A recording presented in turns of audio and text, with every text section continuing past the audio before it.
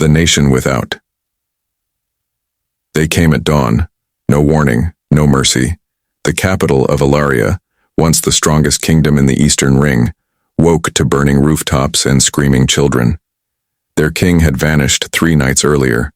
No trace, no message, not even a body. Rumors swirled. Betrayal, assassination, magic. The nation was leaderless. Its army was fractured. And now, enemies from 3 borders saw their chance. By midday, the palace walls had fallen. Foreign banners waved from towers that once flew the sigil of the Golden Lion. Elaria, a nation built over 5 centuries, had fallen into chaos in 5 hours.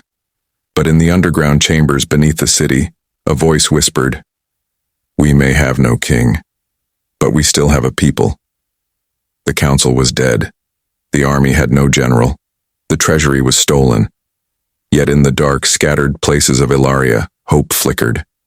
A blacksmith named Kale, a former knight in exile, returned to the city with a stolen sword and a broken shield.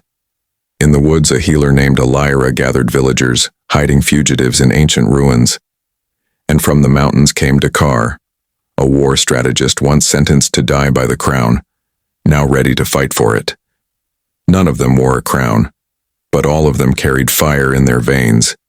They formed the Shadow Assembly, a hidden resistance built not on noble birth, but on survival, courage, and vengeance. Ilaria's enemies, the empires of Draveth, Myron, and the desert warlords of Cthulhu, didn't expect resistance. They underestimated the rage of a nation betrayed. But the Shadow Assembly had a secret. Before the king vanished, he entrusted a scroll to a single person, someone unknown, unseen. The scroll contained the key to uniting the army, the code to unlock the ancient lion horn signal, a beacon that could call the remaining loyalist clans from the outer provinces. But no one knew who held it. The assembly began searching, and that's when they discovered the twist.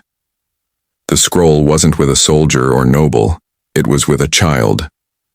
Lyra, the mute daughter of a palace maid, carried it hidden in her locket, never knowing what it meant. She had been running for days. Assassins were hunting her, not just for the scroll, but because of who she truly was, the king's blood, his secret daughter, the heir. With the truth out, the assembly made a bold decision. They would rally the people not around a king, but around a girl, a mute child who symbolized everything the invaders had tried to erase. As Lyra was protected and moved toward the Lionhorn Tower, Kale led a distraction in the city, drawing enemy forces into traps. Elaria poisoned supply lines using her herbal skills. Dakar hacked enemy communications, sending false signals that caused 3 enemy armies to turn on each other in confusion. Then, on the night of the eclipse, the Lionhorn beacon was lit.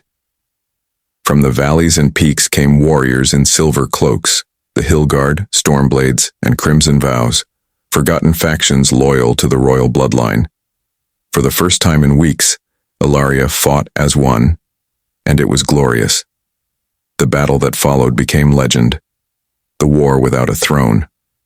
Enemy generals were captured, warlords scattered, and Draveth's southern army was wiped out in the River Pyre, where villagers collapsed the only bridge with explosives.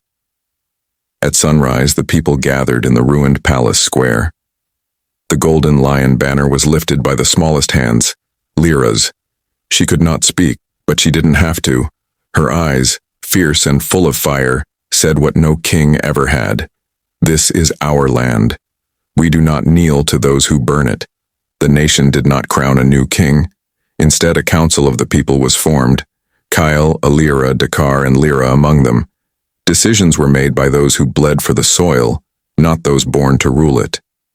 And the legend of Elaria grew beyond its walls, a nation that rose not through royalty, but through unity, courage, and the will to survive without a ruler.